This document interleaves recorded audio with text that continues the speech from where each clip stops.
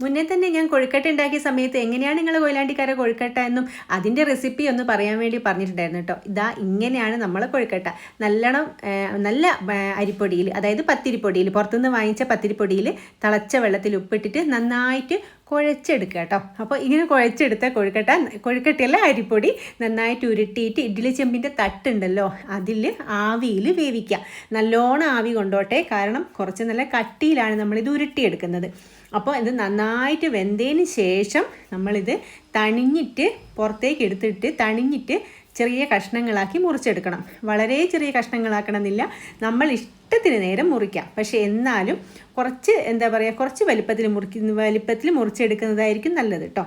അപ്പോൾ ഞാൻ ഇതിൻ്റെ മുന്നേ ഉള്ള വീഡിയോസിൽ കുഴയ്ക്കുക എന്ന് പറഞ്ഞപ്പോൾ കുഴയ്ക്കുക എന്നല്ല കുഴയ്ക്കുക എന്നൊക്കെ പറഞ്ഞിട്ട് പലരും കമൻ്റ് ഇട്ടിട്ടുണ്ടായിരുന്നു.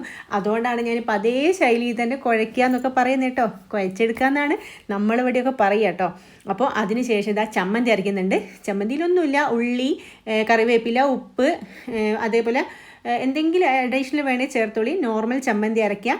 ആ ചമ്മന്തിയിലേക്ക് വറവിലിടണം ഈ കൊഴുക്കട്ട ആദ്യം. അതിന് കടുക്, വറ്റൽമുളക്, കറിവേപ്പില, എൻ്റെ കയ്യിൽ വറ്റൽമുളക് ഇല്ലാത്തതിനെ കൊണ്ട് തന്നെ കറിവേപ്പില ഇട്ട് അഡ്ജസ്റ്റ് ചെയ്ത് വറവിലേക്ക് ഇതിട്ടതിന് ശേഷം നമ്മൾ ചമ്മന്തിയും കൂടി അതിലേക്ക് ഇട്ട് നല്ലോണം മിക്സാക്കി എടുക്കുക കേട്ടോ. വേറെ ഒരു കറിയും വേണ്ട, എളുപ്പത്തിൽ കഴിയുന്ന പണിയാണ്. ഞാനിത് തലേന്ന് രാത്രി തന്നെ നന്നായിട്ട് തിളച്ച വെള്ളത്തിൽ കുഴച്ച് ശരിക്കും ആവി കയറ്റി വെച്ചതാട്ടോ. എന്നിട്ട് ഇന്ന് രാവിലെ എടുത്ത് മുറിച്ച് വറവിട്ടതാണ്. നല്ല ടേസ്റ്റാണ്. ഇവിടെ കുട്ടികൾക്കൊക്കെ നല്ല ഇഷ്ടമാണ്. കാരണം എന്താണെന്ന് വെച്ചാൽ വേറെ ഒന്നും കറിയൊന്നും വിടാണ്ട് എളുപ്പത്തിലെടുത്ത് കഴിക്കാമല്ലോ. അപ്പോൾ എല്ലാവരും ഒന്ന് ട്രൈ ചെയ്ത് നോക്കുക.